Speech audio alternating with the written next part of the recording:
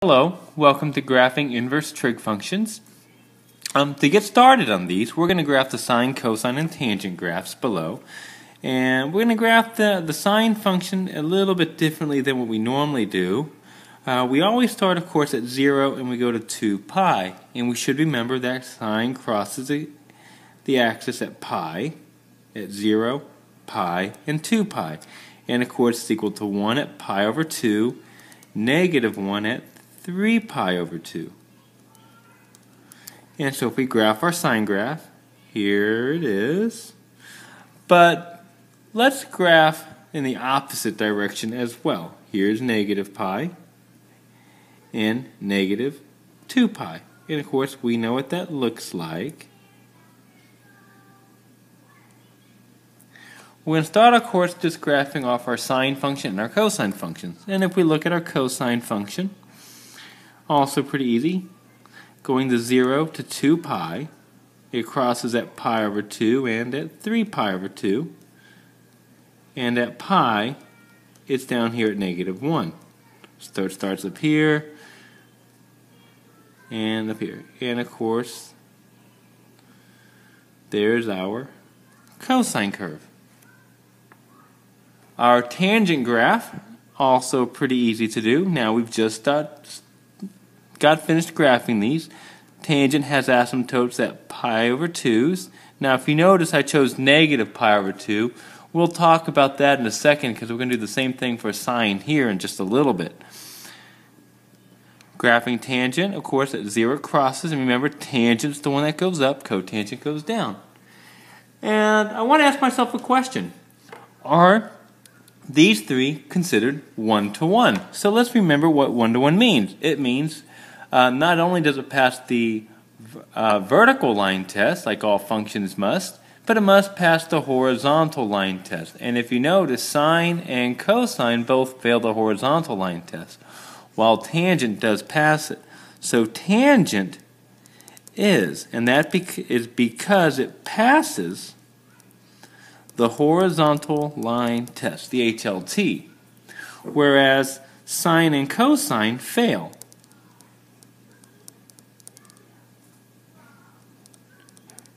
And that is, again, because they fail the horizontal line test. Okay? Now, what we're going to be spending most of our time on today is what we call restricting the domain. So because sine and cosine fail the horizontal line test, we must restrict the domain. And this will make them one-to-one. And that's ideally what we want. We want a function to be one-to-one. So tangent's good. We are okay with that. But sine and cosine, we're going to restrict. So to restrict the domain, what we're going to do is we're literally going to cut off part of the graph.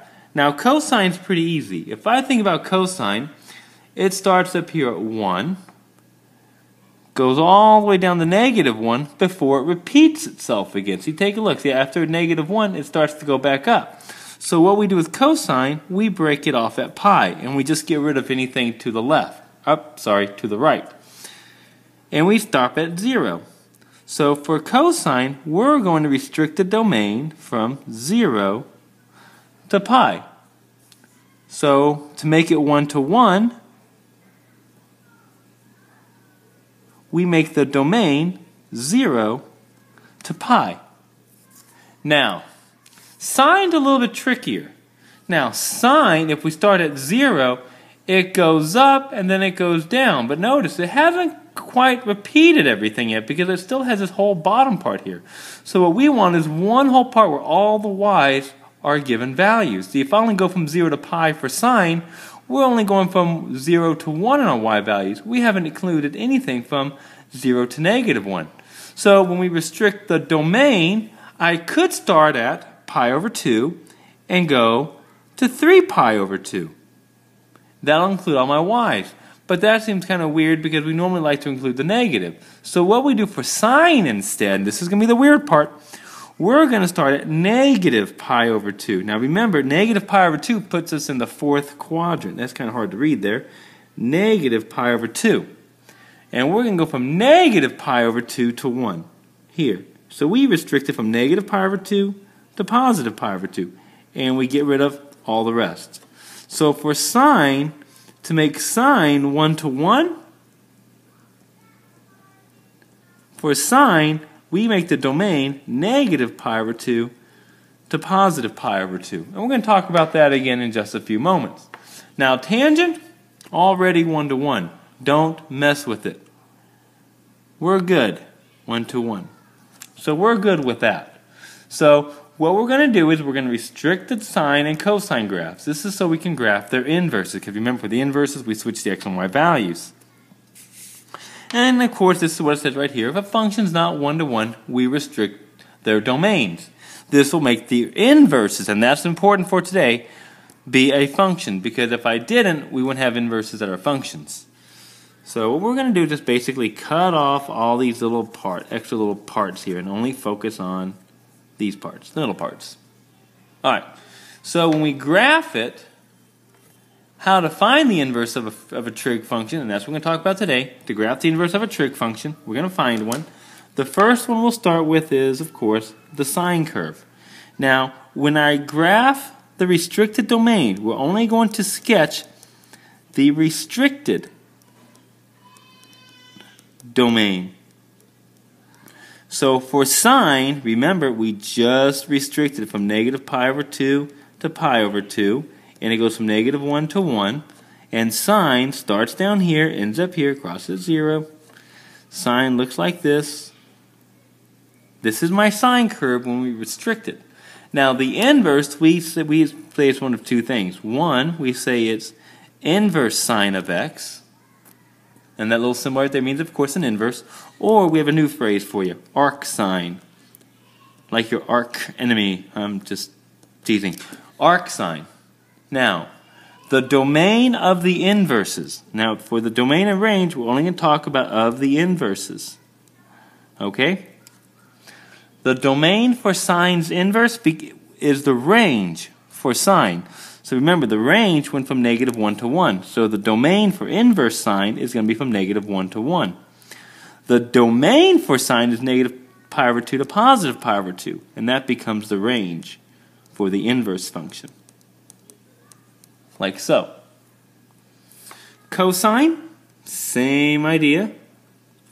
I'm only going to graph the part that we want, and then remember it's from 0 to pi.